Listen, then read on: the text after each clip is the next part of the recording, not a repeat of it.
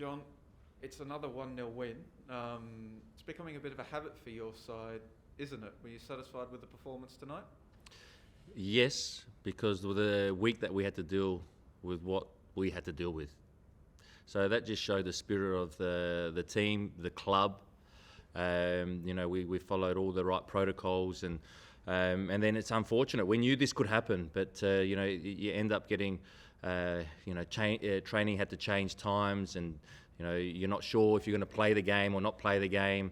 But the club worked tirelessly in the background. The players remained focused and showed their character, because we had to fight. We at this moment in time, we're not able to play football that we want to play with the ball, but we're showing great qualities in being able to defend as a team and be structured. And we know that we'll get better, but I can't be more pleased with the playing group and the club, because that's 4 wins in a row. The club never achieved that. So, yes, you want to win 3-4-0 and play unbelievable, but that's not always going to happen.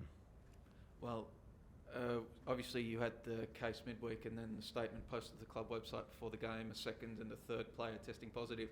I'm imagining you weren't anticipating Nikolai Topor-Stanley playing left back when you started preparing for this game. Could you talk us through the positive cases and what adjustments you've had to make over the past few days? Yeah, look, the main one was Nikolai playing at left back. We didn't, envision him playing there, and also Nikolai, who's been brilliant for us, and that's the reason why he was able to perform, because he's been training at a level even when he's not playing, and he's been a little bit tired because he had to play 2 games in 1 week last week, having not played much. So his legs were gone. Then Leo, he didn't train a lot in the last couple of weeks. His legs were gone. So it shows that the character of the player. So yeah, we did have to adjust, but that happens, and it's probably going to happen all season. So we just have to be ready for it and make sure that we adapt well, and the group did tonight. You talked about not knowing if the game was going ahead. How close did this game come to being cancelled? That I'm not sure of. That's more up to the APL and the club they talk through that stuff. All I was focused on, and the players before training yesterday were saying, is it going to go ahead, isn't it? It was straight away, is the game's going ahead, let's focus on our football. And then that's all that we were communicating with the players. Can you give us some context as to how badly affected you were? Like, in terms of, you've seen 3 positive cases, and then did you have players isolating as close contacts? Like, how sort of widespread through the club has this been this week? It's not widespread through the club, but we've had to have those rapid testing every day, and then as soon as we see that someone's positive, then the whole team and the people within the club that have been around the group have to go get the PCR test, and we did that on I'm pretty sure it was Monday, and then again rapid testing on Tuesday, and there was a couple of more. So then we had to do the PCR on Wednesday, and then all of a sudden, we're getting news later yesterday that we've got 3 cases. But we had to. But I'm sure that the club and the APL spoke. Adelaide United would have spoken to our club and the APL, and then they decided the game goes ahead. But we've been doing everything possible as a club and as a group to make sure that we're following the protocols. Yesterday, normally we have a video analysis meeting inside. We couldn't do that. Everyone outside straight away, train, get inside, home. So, it does disrupt your preparation, but again, this is going to happen, and we have to deal with it. I mean, it's not hard process of elimination. Nikolai playing left back to see Ben Garuccio is one of these players that has tested positive. Christian Theoharis missing from the team sheet. You see another player that's tested positive, and are they okay? Yeah, I'd rather not. Look, I know you're going to speculate. I'd rather not. The club will make a statement on who they are, and that's more for the club. Out of respect for the players that aren't available or here, they're doing well at home with their families, and they're not. They're feeling good. We're getting messages from them wishing us all the best, and that they're watching the game. So I'm sure the club will come out with another statement. There's it's good to hear they're all okay. You mentioned you expect this is going to happen throughout the season. We've seen multiple teams, obviously what Perth are going through, cases at a couple of different clubs, including yourselves. Is it just adapting to this or learning that it's going to be almost normal? Like, how do you approach this going forward? Yeah, look, we're hoping that it's not going to be that we're going to pick up even more cases in the next couple of weeks, but we just have to make sure that we're still following the right procedures in terms of training, in terms of being around the group, in terms of where we have our meetings and all that. But we also have to be prepared that this can happen, even with travel. We don't know what's around the corner. It's a bit of a lottery at the moment in terms of that, and we have to adapt. We have to be adaptable. And but the thing that I said to our group is that we knew in pre-season we had to isolate during pre-season for 7 days. Players haven't seen their family for 3-4 months, so that's been tough. But no one complains. Everyone's just here because they want to work for the club, work for each other, and stick together. Just on the game tonight, as you said, 4th win in a row. I know Victory playing the derby this weekend, but you're going to have a bit of a break before that big one. How do you assess it? You're sort of near the end of 2021. How this first sort of run of 4 games has gone?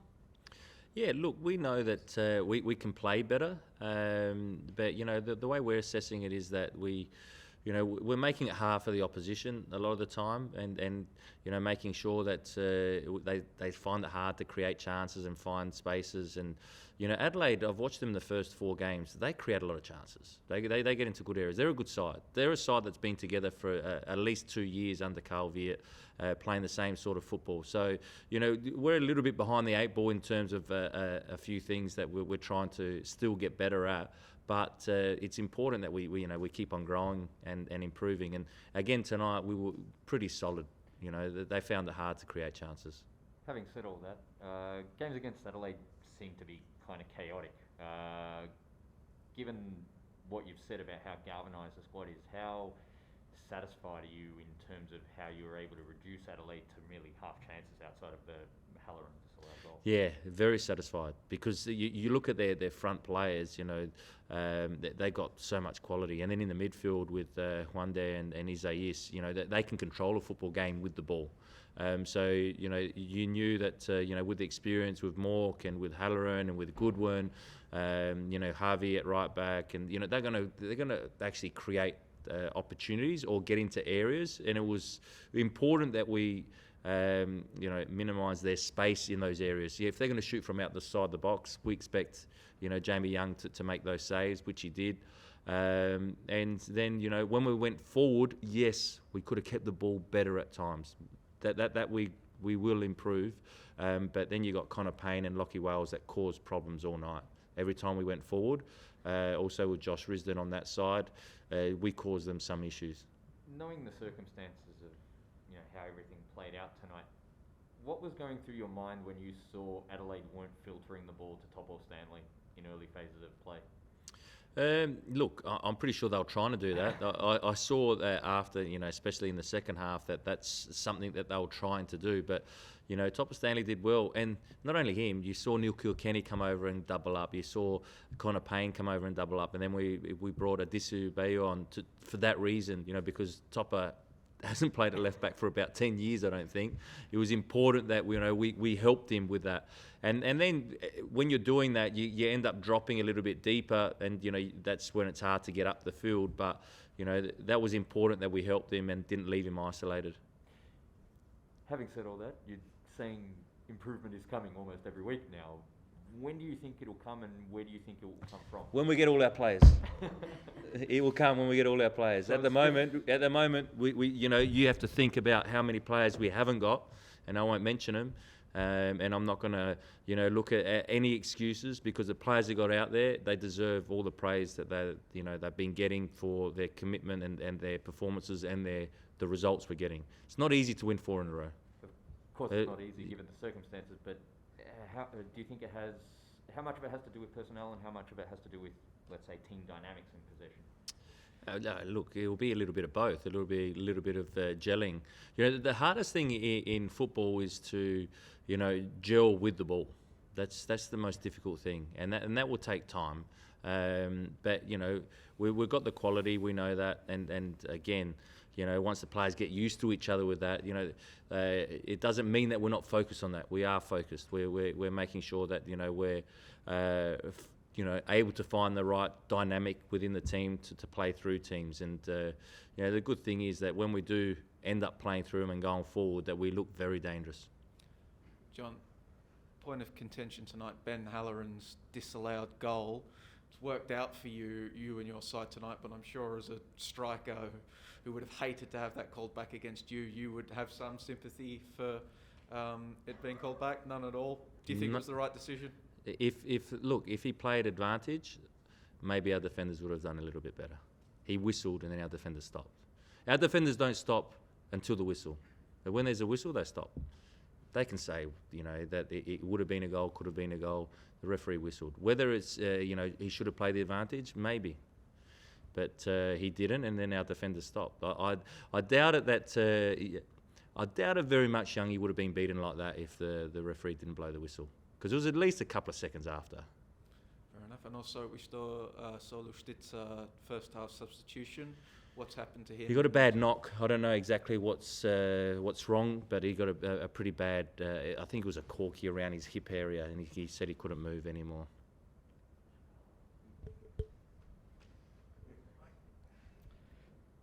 You mentioned that it was a great performance given the circumstances, but at the same time, it's now the fourth 1-0 win in a row. Could you say you're starting to become a little bit frustrated at the team's inability to kill off a game? No. We killed off the game. We won 1-0. That's killing off. If we ended up dropping at the points, you know, in the last 5 minutes and we drew 1-1, then I'll be frustrated. Of course we want to score more goals, and we will. You know, but when you're winning football games, it shows that we're able to... Look, the sense that I get from my players is that when we go 1-0 up, look out. We're hard to break down. So that's the sense. So that there's ways of killing off games. Yes, when you go 2-3, 4-0 up, that's perfect. But, you know, we're still confident that we can actually shut out a team when we're 1-0 up. Knowing that, how much do you think game state is compatible for you guys? How much, sorry? How much do you think game state is compatible for you guys, both in defensive and attacking senses? Like in the sense that you're able, like the pitch opens up, you're able to really transition much more in the second half, like in situations when you go 1-0 up? Yeah, look, game management's really important all the time. You know, even when you're 0-0 or even when you're 1-0 down, you know, you have to have... So we practice all sorts of scenarios in training. You know, if we are going 1-0 down, how we can actually change it. How do we press the opposition when we need to go chase the game? You know, how do we throw men forward when we need to chase the game? And then also when you're 1-0, and that also helps when you've got quality and experience out there that can actually coach that, you know, because... You know, I've been involved in teams before. When you have less experienced players, it's harder to hold a 1-0 win. But with these experienced players, they know how to deal with situations, know how to, you know, get the bodies behind the ball. What we do really well at the moment is when we lose the ball and we can't win it back, we get behind the ball. And you know, that's not easy to do because you have to work really hard to do that. Is there any word on Dalibor Markovic? Was he in contention to play tonight? Look, there's players that were in contention. There's players that are in our squad, and Dalibor was one of them. Thank you. Thanks, everyone.